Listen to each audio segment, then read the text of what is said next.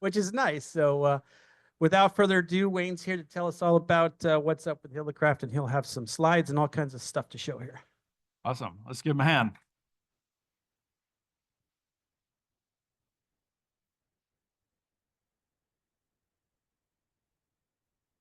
Thank you very much. Thank you, Jim. Thanks, Rob and the AV team. That is an area of technology I try to avoid. I'm too busy designing HF radios.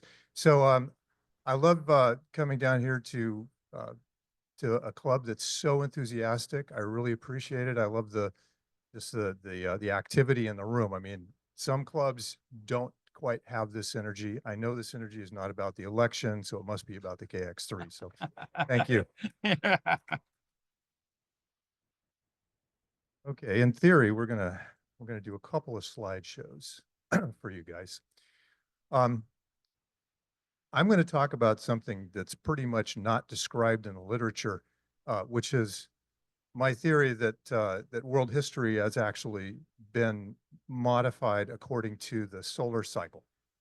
And I was unable to find anybody else with this opinion, so I simply used the scientific process and went through and annotated a bunch of world events to see if they lined up with solar cycles. And I'm going to try and convince you that there's at least a correlation there, if not causation.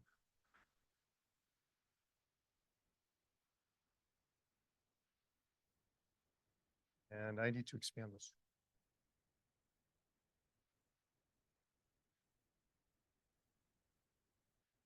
We'll click on what?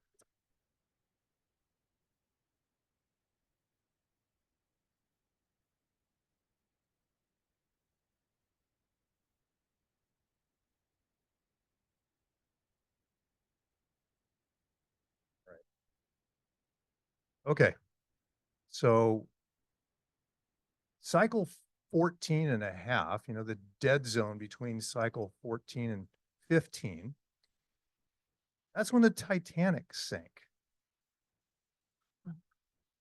And you might remember the story of the Titanic. They had trouble getting their message heard. You know, it took a while for another ship to pick that signal up. I guess there's no guarantee sunspots had anything to do with that, but they were certainly in a bad spot with regard to solar activity. So that was my first clue that that there might be something going on there.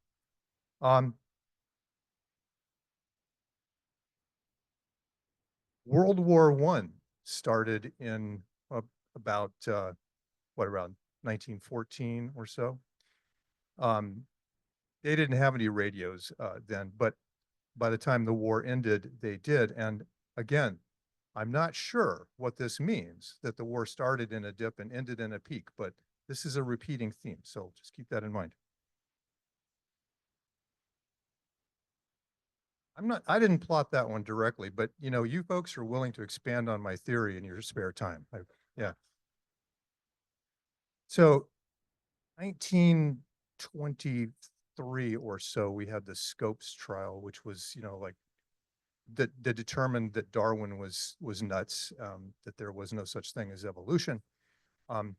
And darn it, that came right at a dip in the sunspot cycle. I'm not sure if that's a correlation with science denial, but I'm going to choose to believe that that's what happened.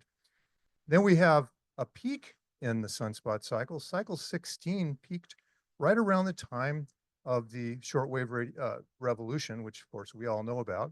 You know, there are now radio manufacturers coming online, radios being actively used by the military and aircraft worldwide. Hams are nuts about it, right? So cycle 16.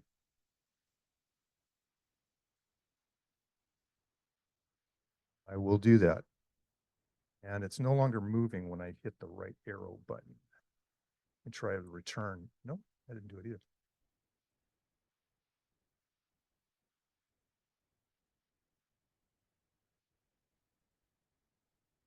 There we go.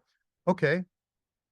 And really, just to add insult to my injurious theory here, the depression happened at a low in the sunspot cycle. I would have been depressed if I'd been a ham, you know, I mean, come on. Here we have a peak in the sunspot cycle. World War II starts. Now, does that have anything to do with the fact that we now have reliable radio communication that can be used to communicate between warring factions? I'm not sure, but it's correlated with the peak. And then we have the end of World War II happening in a dip.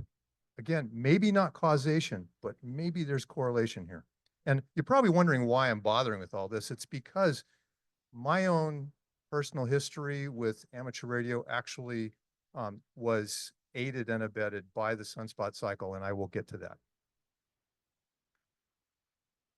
1946 or so, the baby boom started. All of those little hams, just waiting to be born. So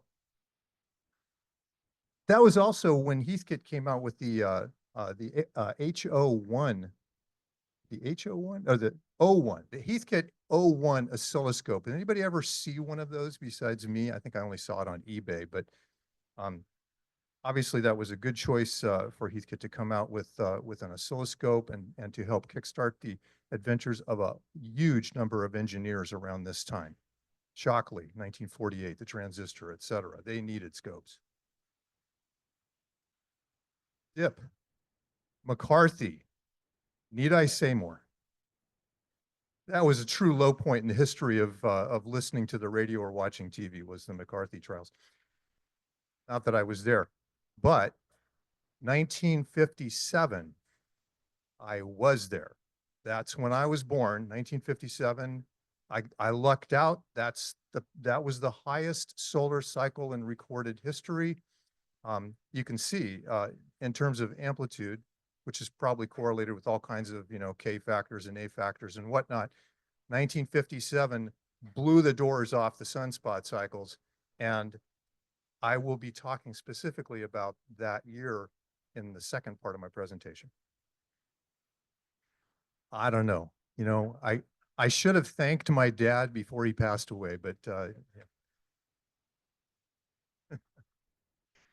Now you see WN6HQH on this slide, and that's because when I was 13 or 14, that's when the next peak happened. Again, it's pretty hard to look at those and conclude that it's anything other than fate. High school. YLs.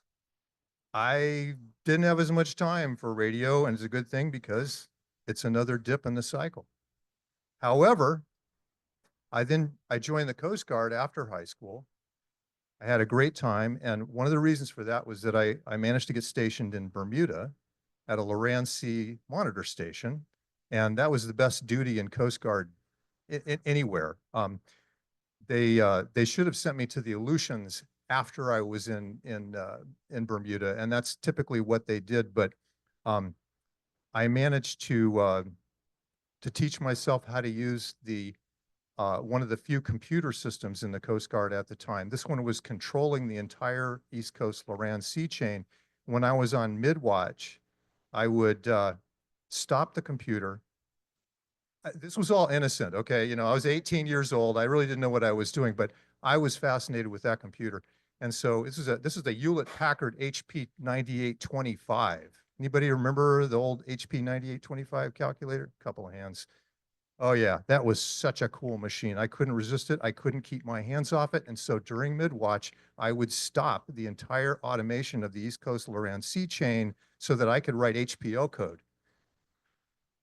And I managed to become an expert on the 9825. And so when the lieutenant came back over from Wildwood, New Jersey, the guy who had installed this automation system for tracking the East Coast Loran Sea chain, so we didn't have to do it the old-fashioned way, he said, why at about midnight on every fourth day is the system going down and reverting to manual data entry? And so I knew it was either get court-martialed or admit it and maybe convince him that I knew what I was doing.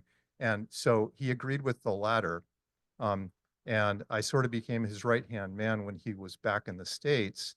And so I lucked out, and instead of sending me to the Aleutian chain, and excuse my language, to what the Coast Guard generally called bumfucked Egypt, which was probably not an actual station, but that's where they sent people after Bermuda. But I got to go to the Engineering Center in Wildwood, New Jersey. So this was a major turning point in my career, though it was illicit. So I got the call in 6KR about that time when I was in Bermuda. It was 1977. And so I was signing in 6KR/VP9 at a peak in the sunspot cycle. It was excellent timing. Okay, a lot of stuff happened between cycles 21 and 22. So first thing that happened was I got my hands on an HW8. And everybody knows what an HW8 is, right? I guess HF people would know that Heathkit came out with a series of really cool transceiver kits. They were 100% kits. And in fact, when Elecraft picked up where Heathkit left off on the QRP kits, I felt honored because I had built so many Heathkits. But the HW8 came with 80, 40, 20, and 10 meters, I believe, or 80, 40, 20, and 15 meters. And 80 meters seemed kind of useless in Southern California, so I converted mine to 30 meters on the 80-meter band. I wrote an article about it. It was my first article that I wrote for QST. As luck would have it, that also was right at a sunspot cycle peak where the HW8 was a fantastic piece of gear to have. It drew almost no power and covered 4 bands. So mine covered 30 meters. Then we went into yet another long lull here where I had to kind of avoid radio because I was busy meeting my wife, convincing her that it's okay to marry a nerd. In fact, I think we have a prenuptial agreement that requires that I not have awful looking antennas on the roof of our house. And it's true even today with our nice house in Belmont, you can't see the antennas unless you try really hard. That kind of is what drove me to design portable radios for the most of my career, so I could actually go out hiking and have a low noise floor and not depend on a Yagi at home. So I spent the dip between cycles 21 and 22 becoming a boyfriend and then a fiance, and then in the next cycle we got married. But there was another peak in there, and that's when I had another opportunity to write an article, and this was on a piece of gear that I called the Safari 4, and it's pictured up there in the right-hand corner. So that was my first attempt to design a multi-band transceiver. It's 3 by 5 by 7 inches, and those of you who have seen a KX3 or a K2 or a K3 might recognize some of the insides of this if you looked at it, because it has a built-in keyer, built-in battery with a charger. It has an antenna tuner, and there's actually a little stack of transverter boards in there. It's a superhet design. There are no microcontrollers, but you know that's tech. It was 1989 when I designed the Safari 4, and I wrote a 3-part article for QEX magazine that covered 89 and 90. Again, that peak was an enabling factor for my success with a 1-watt 4-band radio. And then after that, I came back to, I was actually living in Massachusetts when I wrote the article, came back, and now I helped start NorCal, and the NorCal QRP Club started in 1992, and with Jim Cates and Doug Hendricks. I was member number 3, and the NorCal QRP Club kind of helped launch the wave of QRP kits that you know, we're still seeing endless amounts of creativity and enthusiasm around the whole QRP and homebrew industry. I have no hesitation calling it an industry because it created a whole lot of small companies, and it helped Elecraft's fates as well. So NorCal, surprise, surprise, peak of cycle 22. Elecraft, we actually started the design of the K2 transceiver, which was our first product shown there on the left side, we started designing the K2 at a dip between cycles 22 and 23. We did that intentionally, knowing it was going to take us a while to complete the design and ramp the company up. So yeah, I'm not sure if you buy that or not, but anyway, we designed the radio during a dip and we started selling it in 1999 at the peak of cycle 23. All of this was intentional, as you know. Cycle 23 was also characterized by Y2K. I guess you might call it the RF equivalent of irrational enthusiasm. Who was the guy who said that? Greenspan? Yes. Irrational enthusiasm. Y2K was supposed to be the end of the world. A lot of people moved north, started planting seeds, building embankments around their QTHs and becoming armed. And for those of us who were there, it was a big, nothing happened. And I think it's because they managed to bring a ton of firmware engineers out of retirement to add those extra 2 digits to the date so that things didn't crash. I was quite proud of the firmware industry being a member of that myself. Then the KX1 was Elecraft's first small radio, one that could be considered handheld, ultralight, ultra portable. It's a good, 6 inches, 6 inches by 4 inches by an inch. And KX1, again, took advantage of the great sunspot cycle.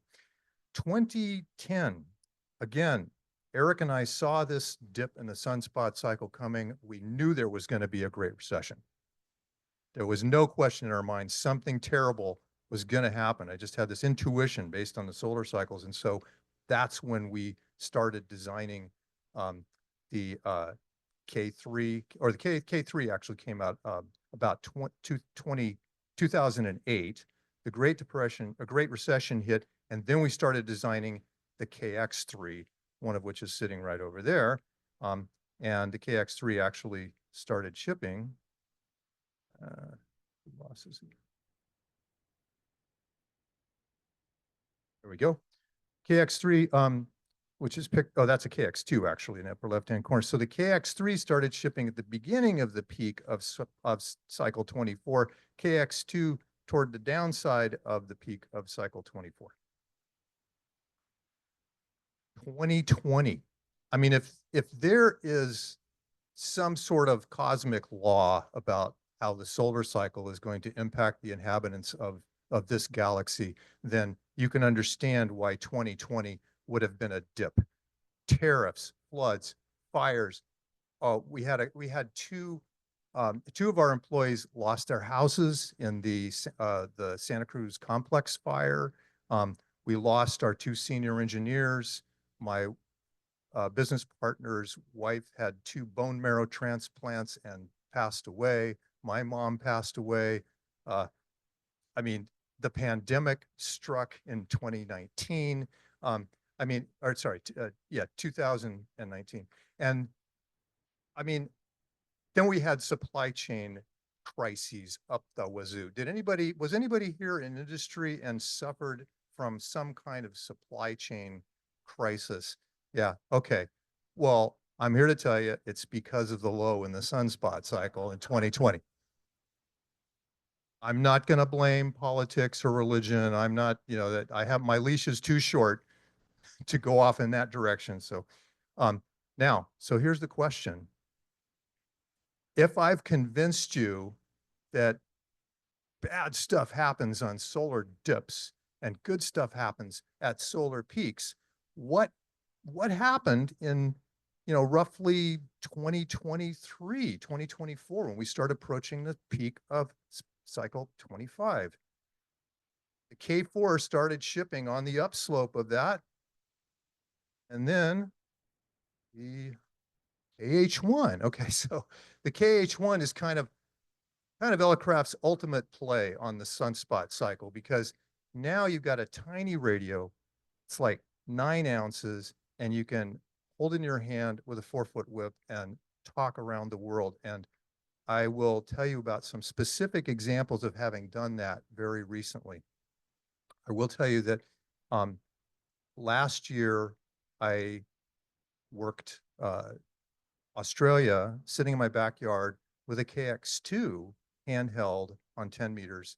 And I was, that was part of the inspiration for designing the KH1 was just to make the thing so small and so light that I would no longer have to worry about getting RSI, repetitive stress injury because the KX2 weighs a couple of pounds. It wasn't really designed as an HT, but the KH1 is designed as an HT. So now I will move on to the second presentation. I might need help here. So now that you've seen the grand scope of this possible relationship between sunspot cycle and history, and now that you know that I lucked out and I happened to be born in 1957 so that 14 years later I could be at another sunspot peak when I was in middle school and get my ham license, that is set up for the story that actually kicks off about half of Elecraft's product line. And that is that when I was 14, I got my novice license in middle school, like a lot of people did. I am not proud of the fact that I actually failed the theory test the first time I got my novice license. And that's because I was entirely focused on the Morse code side of it. I was having a good time. I was already doing 30 words per minute when I was before I even got my novice license. And so that was the fun part for me. I did Morse code in Boy Scouts, I used it at the Jamboree. Anyway, so so that was in 1971. So here I was, 14. I had my first radio. My mom bought it for me at a swap meet. It was a Heathkit DX20 transmitter and a Hallicrafters S38D receiver. I mean, this stuff is ancient history and probably not the GQ of amateur radio equipment. This was pretty marginal stuff that you really had to work to use. But I made things infinitely worse for myself because it turns out that we had a break in the coax cable in the attic for cable TV. And I didn't know there was a break in the coax, probably I was in my shack using my gear, crashing the television in the living room, but none of the family members were going to make that connection. However, there was this guy down the street who was a ham, Ben Watson, K6MBN at the time. And Ben copied my call sign off of his television. And so he got my address from the call book and came down and in his very polite Southern drawl, he said, "You got a break in your coax cable, son." And so he helped me fix the coax cable. I was no longer trashing televisions up and down the street, and I had my first Elmer. And does anybody not know what an Elmer is? That's a really antiquated term, but all right, okay. So yeah. So anyway, Ben had this great shack. He had fantastic gear. He had an oscilloscope. He's like, he was a bachelor, so he was able to commit much of his empty space to his ham radio gear. He had a nice antenna. So Ben went out I went to his house, and he was standing in his front yard, and he was standing there looking wistfully, and he said, in 1957, you could stand in your front yard with an 11-meter translation CB, 11-meter handheld radio, and talk to people in Australia. That's how good the sunspots were in 1957, the year I was born. And so Ben went on and on about it, just like with this luster in his eye. And so I never got that image out of my head. And this is why a lot of my career has been around recreating that experience that Ben described. I really wanted to stand in my front yard and work Australia. So that is why the title of my talk is 4 feet and 5 watts from 6 land, because that's what I've been trying to achieve. And about half of Elecraft's product line is committed to this idea. And my job is, of course, to convince you how cool it is. You may be more interested in VHF, UHF, microwave, whatever there is above that. But I'm telling you, there is nothing like getting on HF while you're out hiking, and you might be dragging a counterpoise wire, and I'll explain why you need to do that. But being able to contact people around the world directly without repeaters, without help, is a pretty peak experience for a lot of us.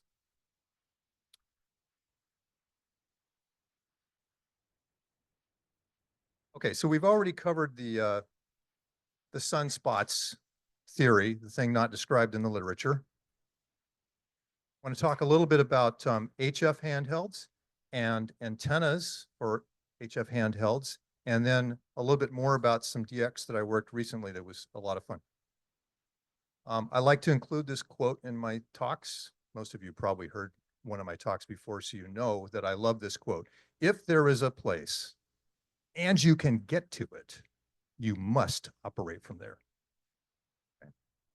This is basic wisdom from a guy in the Midwest, W0RSP on Adrian Weiss.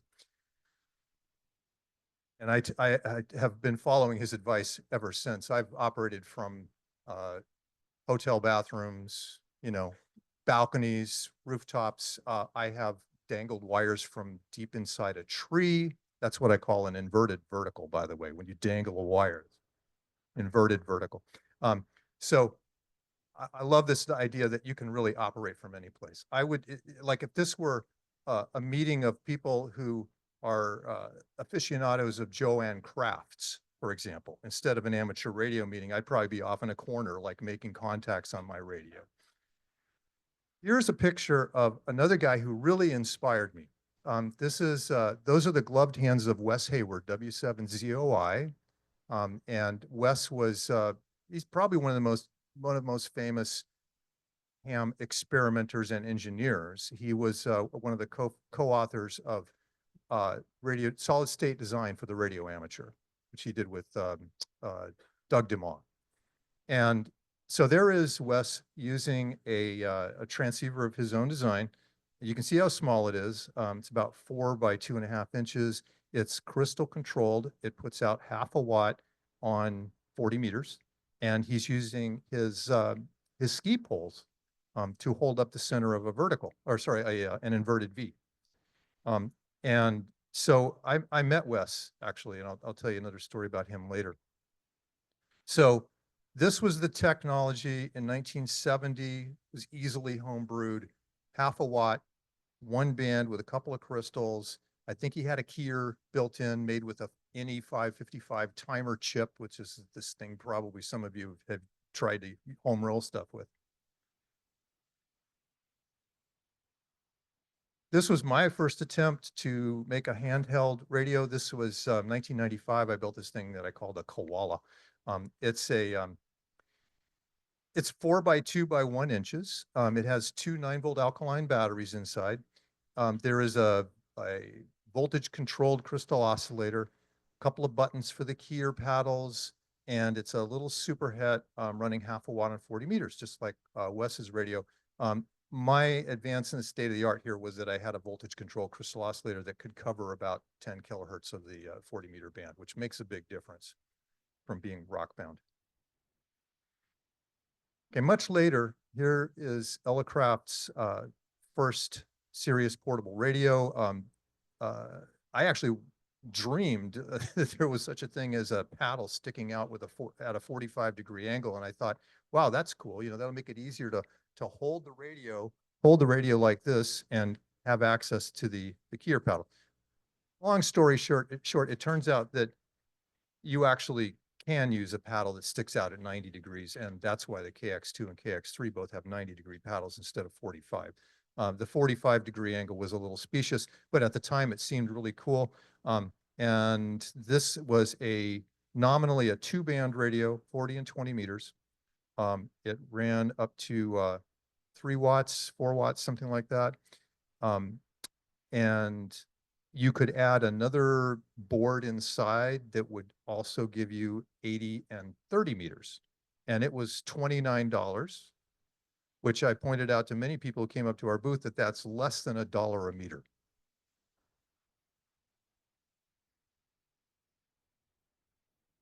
And here I am using a KX1. The X, by the way, at the time was the way we came up with that. The X in the product model names was that it's for like extreme operation. Okay, which just meant anything outside the shack, basically. So this was 40-20 meters nominally, up to 4 watts, angled paddle. It had a direct digital synthesizer, and it actually had a small automatic antenna tuner in there. And actually, every transceiver that Elecraft has ever made has had an antenna tuner, because antenna tuners cover a wide range of ills. You can have widely varying ground conductivity. Your counterpoise wire can be the wrong length. It can be coiled up. It can be thrown out. Your hand capacitance can vary all over the map. And the ATU is going to cover for all of those variances. And so in all of our radios, we make sure that you can move from one location to the next and just hit the ATU button and have it matched the antenna as close as possible. And this was actually on top of Pinnacles. That's actually a KX3 that I'm using there in sideband mode. KX3, by the way, covers sideband, CW, data modes. It has 2 data modes built in, and it also has AM and FM modes. So it's kind of fun to use it with repeaters on 10 meters. I like doing that. So if you get this KX3, which does not have the 2-meter module in it, nonetheless, you can get on 10 meters and hit a lot of repeaters these days. There's one in Montreal that I hit all the time, VE3 MMA, I believe it is, at 29.64, if memory serves. So here I am on top of Pinnacles, taking a break from the hiking to do a little operation. And this is one of those photos that I file into the category of, it doesn't get much better than this. Hiking, ham radio, they go together. As a side benefit, a large percent of our customers do this. They're going to probably outlive our competitors' customers. This is a marketing advantage. I swear, I mean, I was in Colorado visiting, New Mexico. I was in New Mexico visiting this guy named Fred, who's a very, very well-known soda operator. And Fred at the time was, I think, 74, 75 years old, so he's like 8 years older than me.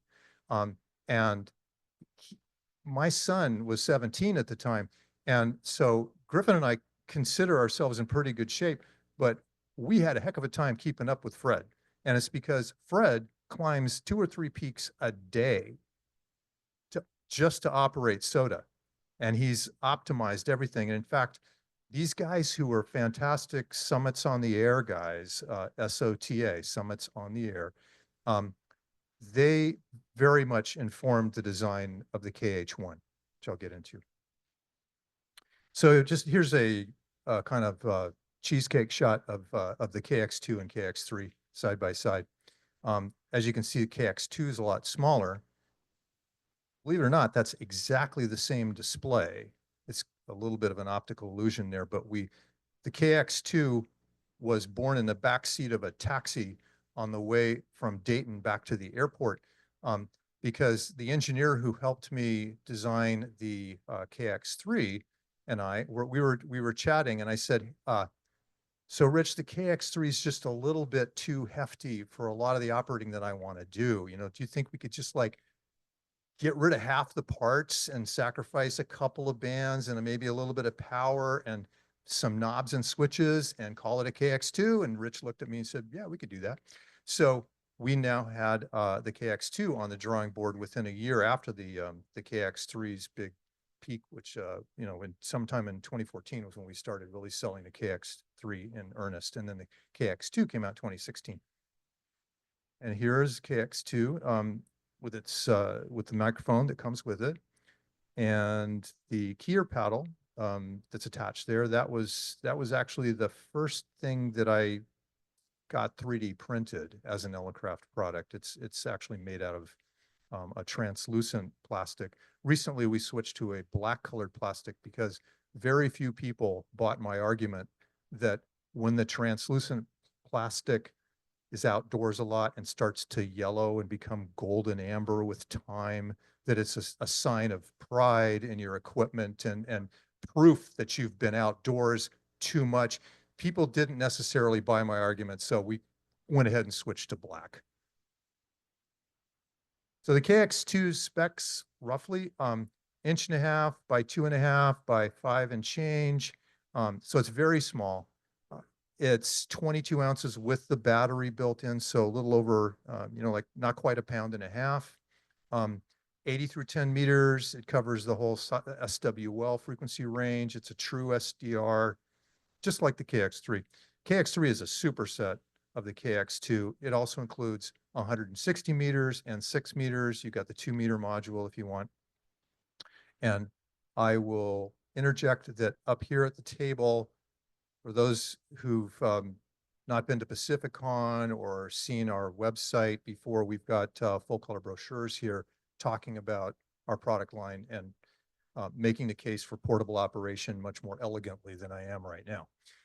So KX2 also covers all modes. The KX2 has a 2.6-hour lithium-ion battery pack.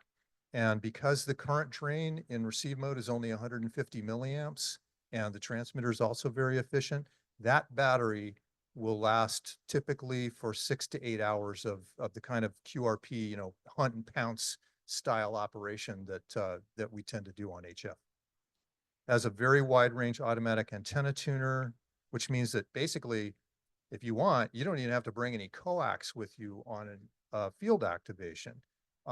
For many years, all I ever used was a couple of pieces of wire and a BNC to binding post adapter. So I would throw one wire on the ground, throw another wire in a tree, done. 26 feet of wires, like this seems to be a good sweet spot. And I have a special kind of wire that I use. This is number 26 Silky from the Wireman. It's very light, it's stranded though, and it's actually pretty efficient. And the key point though is light. So if you really like traveling light, then that really ultralight number 26 wire is the way to go. It also works well as a dragged counterpoise wire because it will not snag on rocks or cacti or, like passersby. Dogs. Let's see.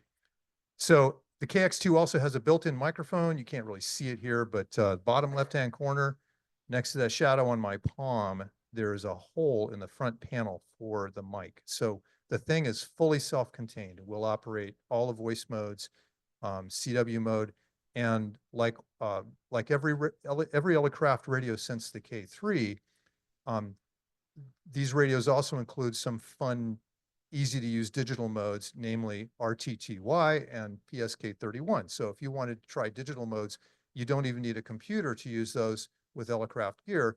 All you have to do is use the keyer paddle.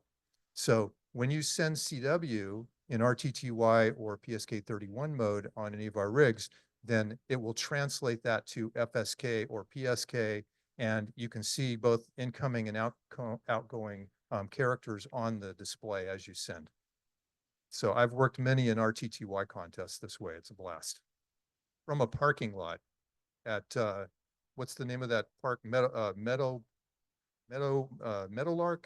There's a park in San Jose where we go for field day routinely. And one thing I always like to do is, like, when we're sitting there operating field day with the club group, I would kind of get tired of the 100 watts and the big antennas, and like somebody would wander up to our campsite and say, "Hey, what are you guys doing?" And a ham, but who's never seen our field day installation. And so, while everybody else is still using the 100 watts and the big antennas, I will unplug, grab the KX2, take it out in the parking lot 300 feet away, and work some, sideband, CW, and RTTY, just with the keyer paddle and the built-in mic. And that's also kind of a blast, and it makes an excellent demo. Here's my son Griffin using a KX2 up on top of Sierra Buttes, which is fantastic place, by the way. It's at 9,000 feet. You have to be willing to climb about 200 stairs to the base of the fire tower. And then you're up on the rocks and you can actually see all the way to Mount Shasta to the west, Lassen to the north, and Yosemite to the south from the top of Sierra Buttes. Great place. So now let's talk a little about the KH1, and I think I will go ahead and get the show part of this going.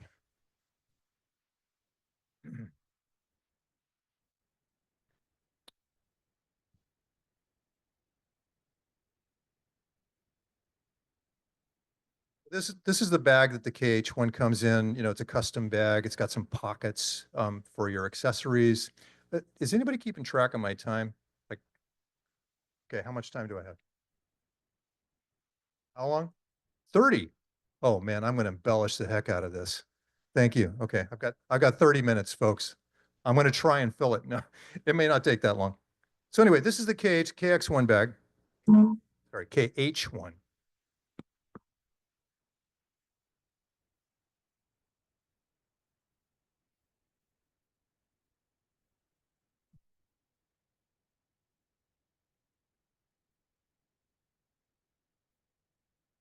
Okay, so here is the KH1. You can see how small it is, fits in your hand. It's like 9 ounces, not counting the lithium ion battery, but that only adds like another 4 ounces. But what you're actually looking at is the logbook tray. And I'll talk more about this later, but the idea is that the logbook tray also doubles as a cover for the radio. So if it starts to rain, you can continue to use the keyer paddle, the VFO knob, and the AF gain control, and you know be making contacts even if you're not able to see the display.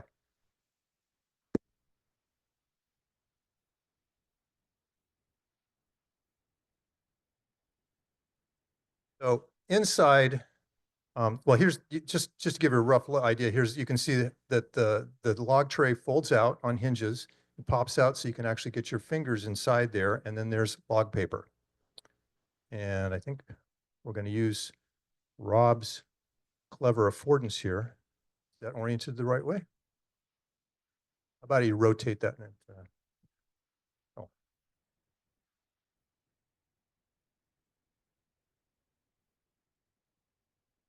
is that in focus?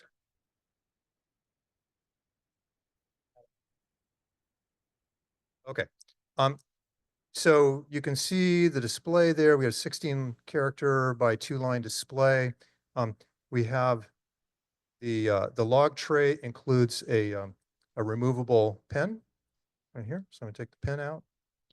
So the pin goes in its clip, and you can change log sheets just by sliding one sheet out and sliding another one back underneath.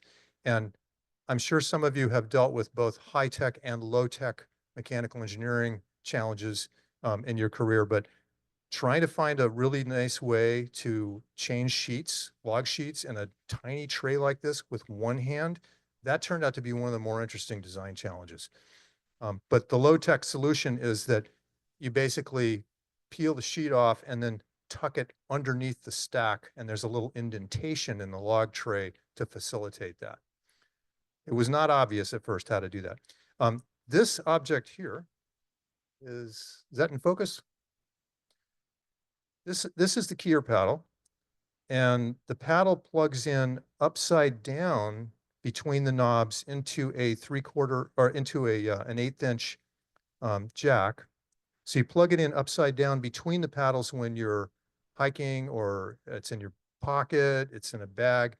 But as soon as you need to use it, you pull the keyer paddle out, plug it in right side up, and now the paddles are up above the knobs so that you don't bump the knobs when you're sending CW.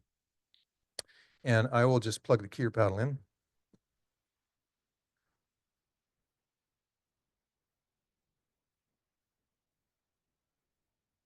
And I'm going to turn up the gain.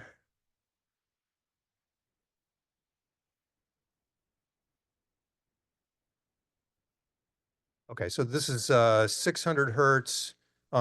It's plenty loud to overcome wind noise.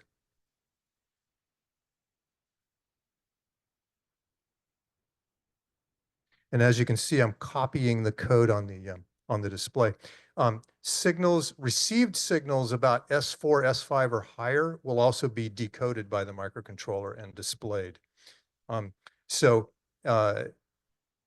there's actually RTTY mode built into this thing too, but I haven't activated it yet. I'm still messing with it. But the main reason for the Morse decoder built into the radio is because we really felt like this being our least expensive product might be the kind of thing that could encourage some people who weren't doing CW yet to give it a try. And I knew we were on to something when at Dayton last year, or Dayton this year, I had a lot of people coming up to me saying that they really wanted to buy a KH1 so they could learn CW. So that felt like a win. A lot of women were buying KH1s because it would fit in their purse. That was one of the reasons given. Cute and furry was another reason. I can't remember all the reasons, but it's really nice to have designed a radio that seems to facilitate CW for some people who haven't seen themselves doing it yet. Just to put in one technical plug here, CW means carrier wave, but it's kind of a shorthand for, using Morse code.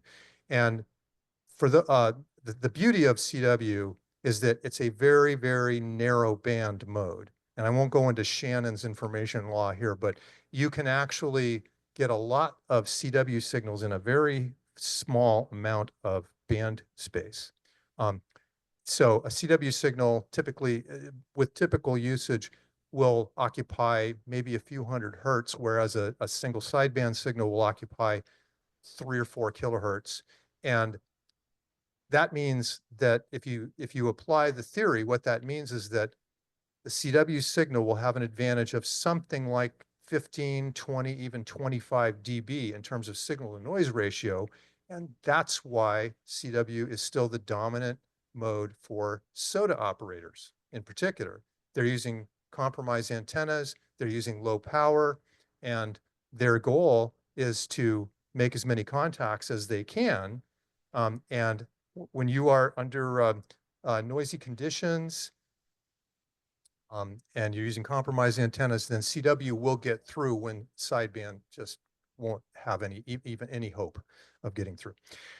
Okay, so that is a KH1, and I'll go through some of the details of what's inside. And if you want to see the inside up close, just let me know afterwards. So KH1 is 1.2 by 2.3 by 4.4 inches. It's 12 ounces with the battery. It covers 40 through 15 meters, plus it has a separate band that can be used for SWL, shortwave listening. It draws about 60 milliamps in receive mode, so that it uses the same battery as the KX2, but it draws about 1/3 as much current on receive mode. So this will operate for many, many hours of typical operation. I like to do walking field day with the KH1. That's what I did last year and the year before when it was just a prototype.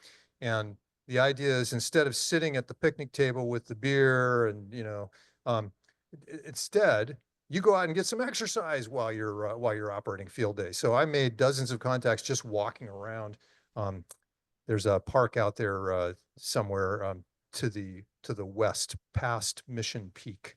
I forget the actual name of it, but it's a great park, and everybody else was hanging out at the picnic tables operating field day. And I was walking like 4 miles with the KH1. That's my idea of fun. So it also has an automatic antenna tuner built in, and this is the world's smallest antenna tuner. It's about I think it's about 1 inch by 2.5 inches, the circuit board, and it is really dense. It's packed with the smallest relays we could get, but there's a sufficient number of reactive components in that auto tuner to match dipoles and verticals and random wires and the whip that's built in. And I'll talk a little bit more about the whip in a second. Yeah, this radio has a built-in whip loading coil, which means that you don't need to have, like the full base unit and the whip. Here's a close-up of the keyer paddle for the KH1. Did this thing just start working just now, or is that distance? All right. So there's the plug-in keyer paddle. Is that too loud? Okay. The paddle weighs nothing. It flips down for transport. It has adjustable contact spacing. Here's another look at it. As you can see, I have a ridiculous amount of fun doing 3D modeling of all this stuff. My job is to stop having fun and throw it over the wall and fix the problems that the manufacturing people have with my designs. So there's a lot of iteration involved, and thank God for 3D printing. As you can see here, this is a 3.5 millimeter plug. It's on a little circuit board. That's what you can see in black there. And then the little white things to the left and right of the plug, or sorry, the kind of off the yellowish things, those are fully sealed micro switches. Here's an X-ray view showing the radio's internals. You can see the battery pack in the middle occupying most of it. In fact, this radio is mostly battery. The top and bottom covers are aluminum, and the panels at the ends are 3D printed. And the beauty of 3D printing these end panels is that you can make a single piece of 3D printed material do all kinds of things. So it's not just an end panel, it's also providing, structural support for internal parts like the automatic antenna tuner. One of these end panels holds the ground screw.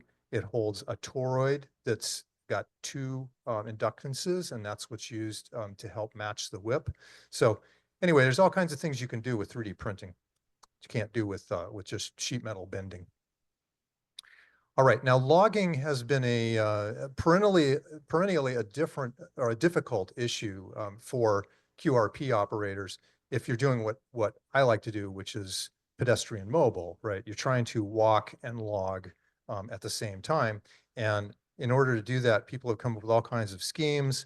I won't show you any of those, but I will just show you that one of my early attempts, in fact, this is what I used for field day last year, was just to put a spiral bound notebook on there, but I had to hand cut all of the pages so that I could still see the display. And obviously, this is something that would make a steampunk kind of designer happy. So even though it's convenient to flip the pages, it's not very elegant. Ultimately, we ended up with this, and you can log approximately 120 QSOs with sheets of paper in a stack in the logbook tray, pins built in. Now, the KX or the KH1 also has a double EEPROM, which is just a fancy way of saying non-volatile storage memory, up to 50,000 bytes of QSO outgoing text. So as you're sending with the keyer paddle, if you've got the logging function turned on, it will also log everything to the internal log, and you can dump it to a computer later on. But I'm old school. I like to use the paper log. There is one cool feature of our double EEPROM recording system, though, and that is if you just tap the message button before you tap 1, 2, or 3 to play one of your stored transmit messages, just tapping the message button by itself puts it into a note-taking mode.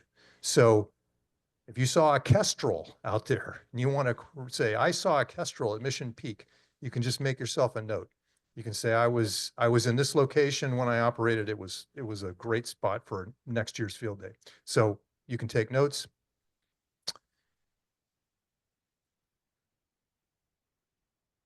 Here's what it looks like close up. As I mentioned, the log tray protects the front panel. All right, little bit about antennas here. This guy he was my motivation for doing something the complete opposite. He is carrying about 30 pounds of radio and battery and antenna. He's having a great time. He's going to stay in shape because of all this extra work he's doing. But this kind of HF pack operation was just not for me. I wanted to do ultralight stuff. I wanted to do trail running. I've literally been making CW QSOs while running uphill at over off of Marsh Road at Bedwell Bayfront. And so in order to do that, you got to get your system weight way down. So this is typical HF pack. And I guarantee you he's got a better signal than I do, but you know, you got to balance things out in life. Here's some of our antennas. So the one in the middle here with the nice coil that looks like something out of Doctor Who, this is an AX1 antenna. And we've been offering AX1s since, I don't know, for about 3 years now. AX1 covers 20 and 17 meters. It has a little slide switch inside and just attaches to any radio, but preferably one that has an automatic antenna tuner installed, like all of the Elecraft rigs. If you have a radio without an auto tuner, then you're kind of stuck in the same position as you are with anybody else's electrically short whip antenna, and that is that you got all these things like, oh, you know, ground conductivity and the length of your radial and your shoe size and whatever. You know, there's a lot of things that impact the resonance of a whip antenna. They're very narrow banded, or they're either very narrow banded, or if they're not narrow banded, is because they're not very efficient. So we have a little slide switch in here that selects 20 or 17 meters, broadly speaking, and then you use the antenna tuner built into a KX2, KX3, or KH1 to do the fine tuning. We have a much smaller version of the antenna called an AX2. You can see down below there. It is not a dummy load. Both of these antennas use the same 6-inch long whip. And we like 6 inches for the length of all of our antennas and accessories, because that means the whole thing will fit in one of our small bags. This is a KX2 bag. I'll show you the KX2 in a second. So the operating term for the KH1 was integration. We wanted to get everything packed into the radio itself. So here's a picture of, excuse me, the KH1 with the whip antenna clipped to the side of the radio. It has these little clips. It has the loading coil built in. It has, of course, the ATU and the battery, the keyer paddles built in. So everything you need is built in. And when you're out hiking, what I usually do is I'll just wrap the counterpoise wire around the radio and stick it in my pocket. It even fits in the pocket of the tight jeans I shouldn't be wearing anymore. But the point is, you can take this thing anywhere, you can store it anywhere, and that makes it so convenient that there is no barrier to use. This is the kind of radio you can just take wherever you go. Here's a closer look at one end of the radio where the B and C jack is. So that B and C jack goes straight to the auto tuner, and you can use it with all of your conventional antennas, dipoles, random wires, verticals, etc. Then there's a ground screw, and then there is a slide switch which selects one of 2 inductances on the inside of the radio, and then there is the whip post. That's an M4 metric nautical grade brass whip post, and so you screw the whip into that. And by the way, stop me if you have a question. I thought I heard mumbling. Maybe that wasn't, maybe it was a proto question. I'll give it time to distill. Okay, so sometimes you want to operate your KH1 on a picnic table instead of handheld. And so we have this thing called a KHRA1. And that's this thing that looks a little bit like a Millennium, or looks like one of the Star Wars craft. Still working? There we go. So here is a KHRA1. So this is actually in its stored configuration, but what it is a way to secure the radio and the whip on a picnic table. This screws into the antenna jack. You screw the antenna into this thing at right angles.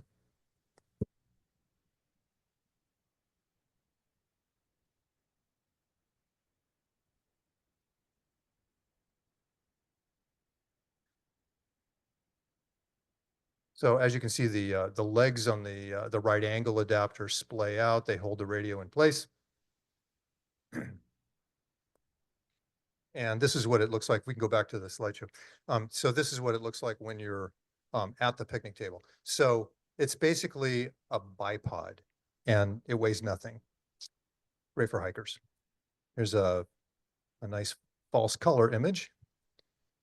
This is what it looks like when you've got the whip inside it and folded up for transport. All right. Now I just want to talk a little bit about more DX. So I have another antenna that I've been playing with that covers 7 bands and it's got a built-in tripod. And I wanted to take it out in the field and give it a little exercise last weekend. And so this is an antenna that covers 30 through 6 meters. So I set it up on the picnic table up at Redwood Shores. It's still a 4-foot whip, just like the whip that comes with the KH1, but I was using a KX2 and I got on 10 meters. I think it was Saturday, and I started tuning around, and the first contact I made was in Marshall Islands. That's about 6,000 miles. And this is direct. There's no repeater involved. 6,000 miles. And I noticed I was looking at my display on the KX2 and I saw the dreaded message bat low. And so I knew that I didn't have much time left to operate. I didn't figure there, since I had forgotten to charge the battery, I might as well, hang it up. So, but then I was tuning around a little bit farther and I hear this guy calling /DU7. That's the Philippines, right? I mean, I think I've only worked the Philippines maybe once in my entire life, like living in Southern California, Northern California, compromised antennas that don't piss my wife off. It's really hard to work the Philippines. And so I thought, nah, ain't gonna happen. But I called this guy and I got there at just the right time. And even though my power output scale was now showing I was putting out 2 watts, not 10, because the battery was already dead, he came back to me and I now have some email exchanges with this guy who was very surprised, just as I was. And I have to make a point about the asymmetry of QRP operation. Like QRP operators love to pat themselves on the back and say, God, isn't that fantastic? Like X miles per watt and whatever. But the truth is, QRPers who are working DX a long ways away are generally aided and abetted by people who are willing to spend a lot on their antenna systems. So, but interestingly enough, N7ET /DU7, who I worked last weekend, he only had a 2-element beam. So I felt pretty good about my odds there. And the fact that when I told him I was using a 4-foot whip, I have no idea what he said because my battery died. The radio shut itself off, which is what it's supposed to do. Let me show you the radio.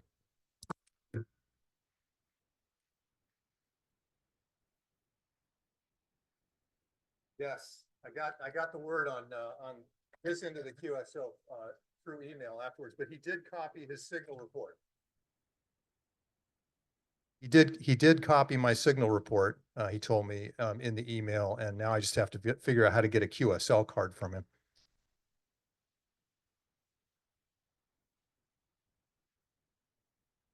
Well, he used emojis and exclamation marks. I don't recall the exact text. Okay, but yeah, there was some excitement, maybe even a little envy there,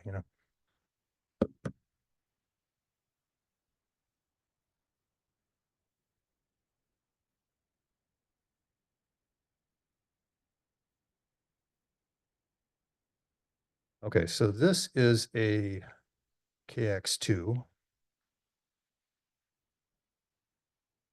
And I'm going to turn the power on. You'll notice that there's no power on-off switch per se on a KX2. Instead, 2 of the switches, the ones to the left and right of the VFO tuning knob, those have to be pressed simultaneously to turn power on or off. And that's intentional so that it doesn't turn on by itself in your backpack. So you're probably wondering what this thing is. This is different from our normal keyer paddle.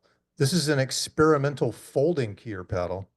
It has a lot of moving parts. It's entirely 3D printed, but the cool thing is it's only 0.3 inches thick, so it fits in the bag with the keyer paddle attached. And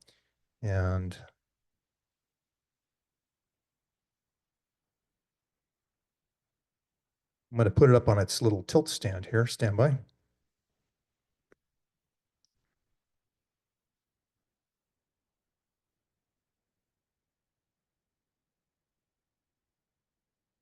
The KX2 has a built-in kickstand, and I don't have text decode turned on right now, so I'll go ahead and turn it on.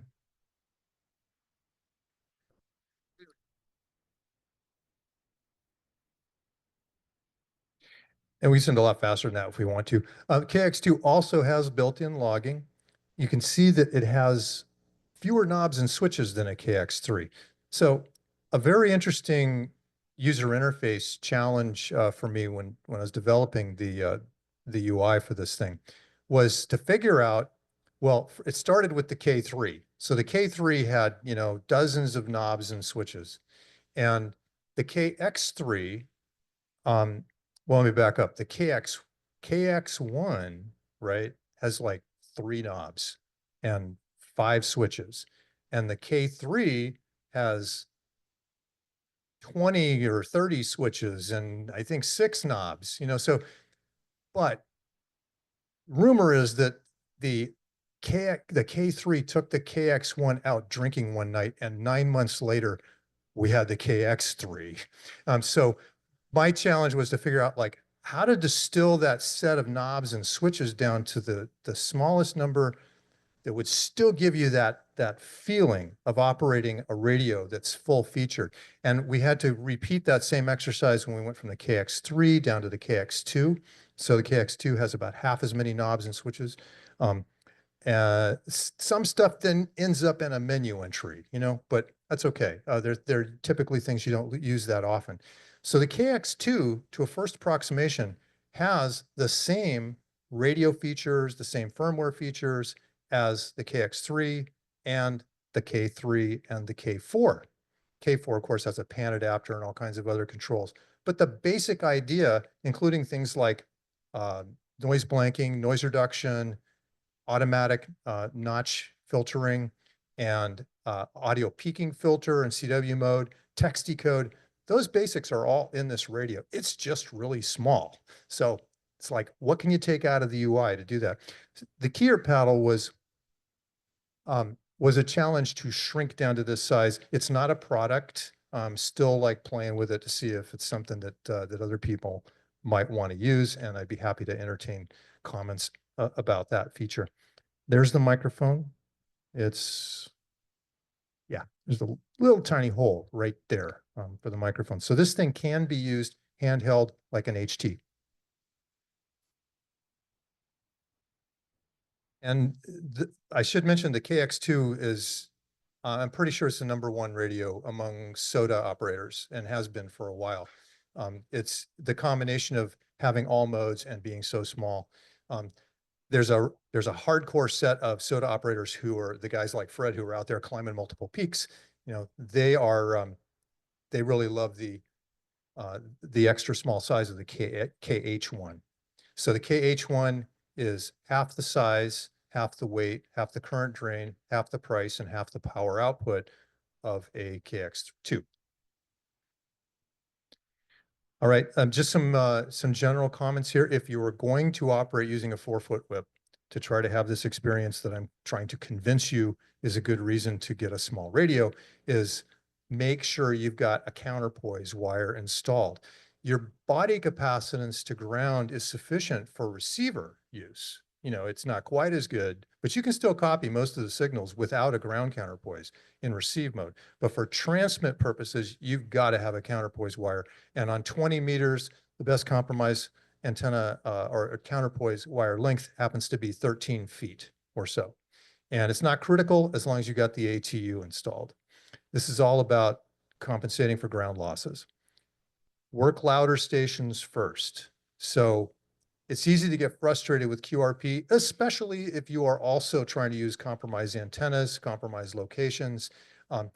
It can be frustrating for first-time operators in any mode, especially sideband, to find out that it's harder to make contacts than you might have thought at first. It takes a lot of experience to learn how to hear the signals and how to work stations. And so it's good to practice on the loud stations first. And contest weekends are fantastic for QRP because like all of the big guns all over the world are breaking out their, 6/6/6 beams on 20 meters, 15 meters. And you can take a KH1 or a KX2 out in the field running 5 to 10 watts with a 4-foot whip and work all over Europe if conditions are even halfway reasonable. And here is a very famous soda operator and also one of the, this is the guy who took delivery on the very first production KH1. This is Steve WG0AT. Yes, Steve has goats. So if you're not familiar with the soda world, you might not know that Steve uses these goats to pack his gear up and down the mountain. And I can't blame him for it because he's 81. And he still does. Hey, Wayne, we actually had him as a guest speaker once. Oh, good. Okay. So you've met Steve. Yeah. So here's Steve in Santa Cruz. He was so excited when he got his KH1 that he confided in me later that when his wife was using the bathroom, he was making contacts. He uses it everywhere. And that's really the whole nature of the KH1 is to be so small that it's stealth in any context, physically, psychologically. Okay, keep it in your pocket and, get on the air whenever you want. One last slide.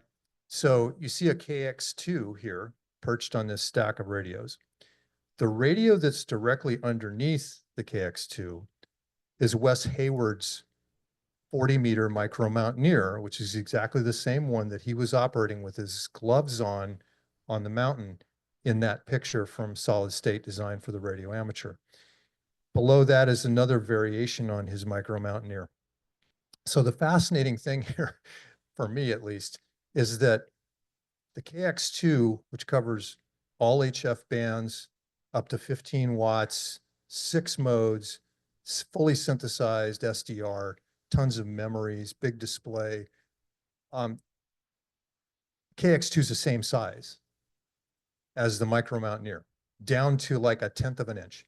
And Wes was the one who discovered it because his son bought him a KX2. And so he created this stack of radios and sent me this picture. And it was really nice to see this coming from Wes because the first time I met him was at a trade show in Las Vegas, some RF trade show. And, like we were sitting there having lunch and Wes said, "So do you supply pre-made circuit boards with your kits?"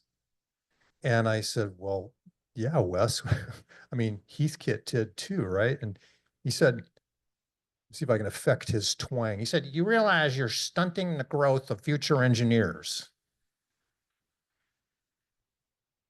I don't think you stunted my growth doing this, Wes. So I don't think your growth would be stunted either to use an Illicraft radio with pre-assembled circuit boards. So this is kind of coming full circle for me, seeing Wes's radio and mine in a stack, just to prove that, 5 solar cycles later, things are still just as exciting, but technically more advanced. So that's it. Thank you very much. Yes, that's good. Okay, everybody. Questions? Yeah. We're going to take some time for questions in the room, and if anybody's on Zoom, so be patient. We'll try to get questions. And Andy's up, then I got Connie here. Andy, go right ahead. Oh, the I automatic have to hand. tuner, is that with varactors, not motors and rotating capacitors, right? No. So the question is, how do you change the capacitance inside an automatic antenna tuner? And it's the same way you change the inductance. The way you do it is you have a string of inductors, a string of capacitors, and you switch them in and out using relays. Yeah, you have to use relays. Although we're all waiting for MEMS switches, microelectric, mechanical switches. We're waiting for MEMS switches to come along that can handle this much power and don't cost an arm and a leg to replace the relays. You can't use varactor diodes to create the capacitance for an automatic antenna tuner because they can only handle a very small amount of power before they start causing distortion. Who's got the next question? Yes. Hi, Connie, W6EFI. Can you discuss the decision-making behind, Oops. okay, the process behind the decision not to include 10 meter in the KH1? Sure. And actually, so Connie's question is like, why does this only cover 40 through 15 meters? So the reason actually comes back to the varactor diodes that the first gentleman asked about. You can actually use varactor diodes in a bandpass filter. So what we did in this design, because we had to shrink it, right? I mean, it has to cover 5 bands, but it'd be in a really small box. And one way that we did that was to use an electronically tuned bandpass filter. And it turns out that with the largest varactor diodes we could find on DigiKey, we can cover 40 through 15 meters, which is a 9-to-1 frequency range.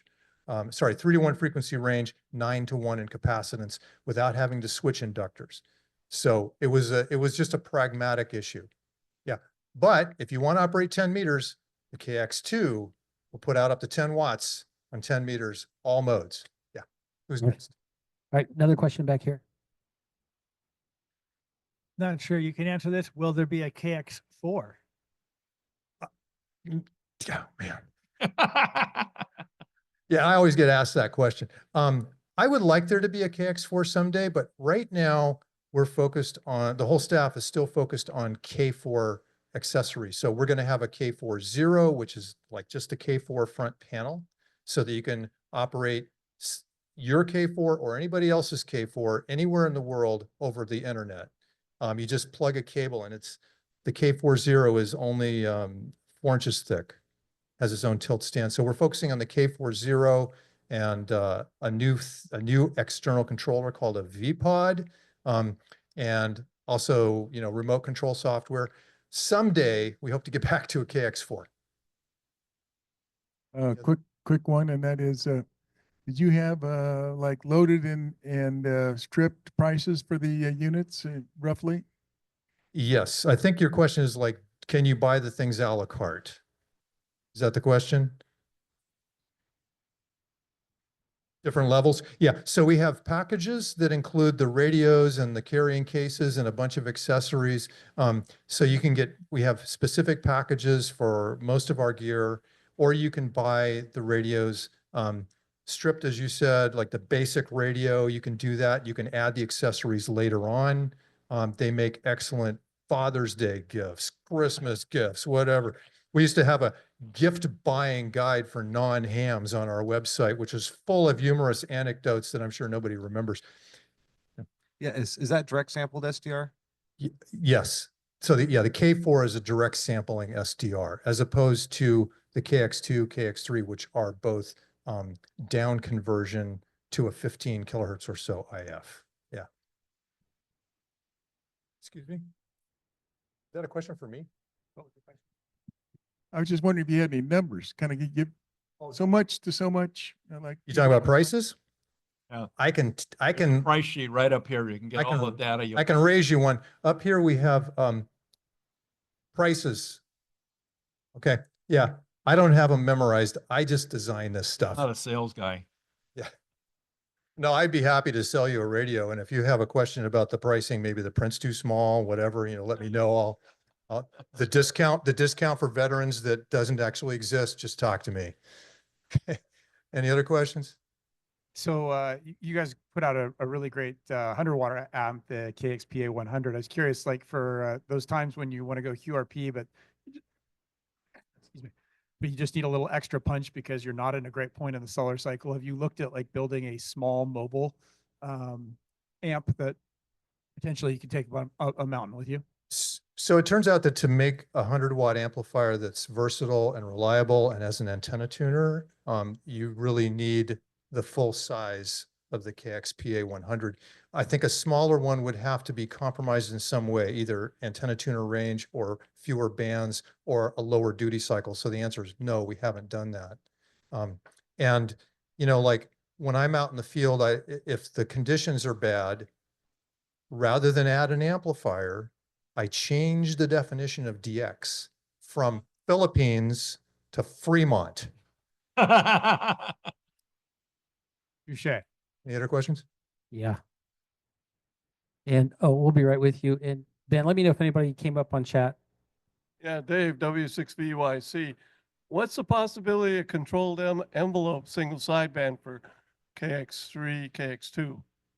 So controlled envelope single sideband, or CESSB, is an incredibly cool way to compress your signal and increase the talk power. And that is built into the K4.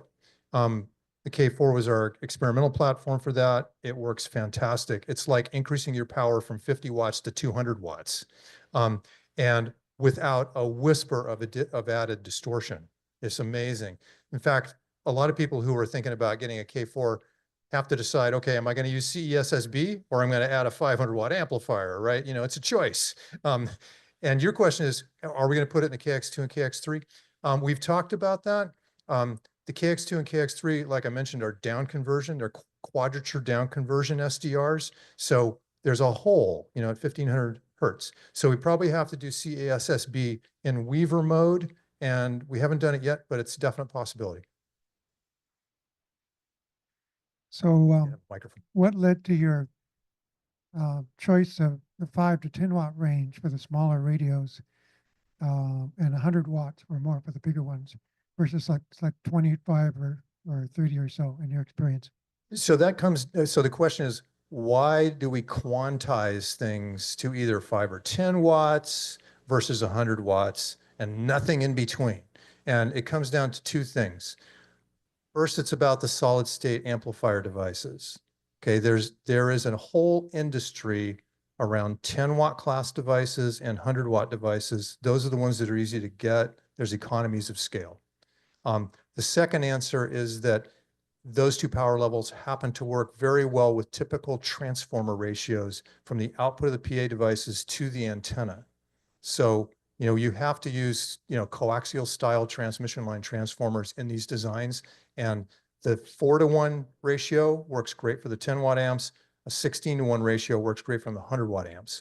If you do anything in between, you're probably going to end up using a lot more current in order to get a good pure signal. Marine band radios that put out 200 watts from 12 volts are a good example of that. So 10 watts and 100 watts just happen to be excellent quantization levels for amplifiers. And you need the 10-watt amp to drive the 100-watt amp, et cetera. Yeah. Is that it? Anybody else? We got to start wrapping it up. Oh, Sheree. A question or a thought about the most important topic thing about the solar cycle.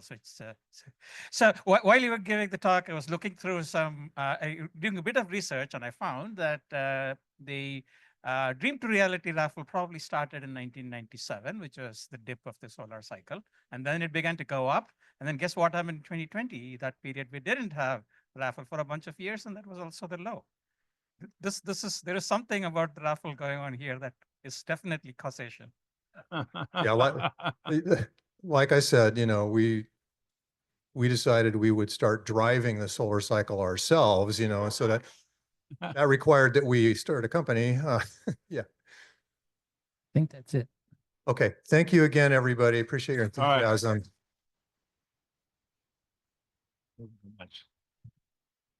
And thank you, Wayne.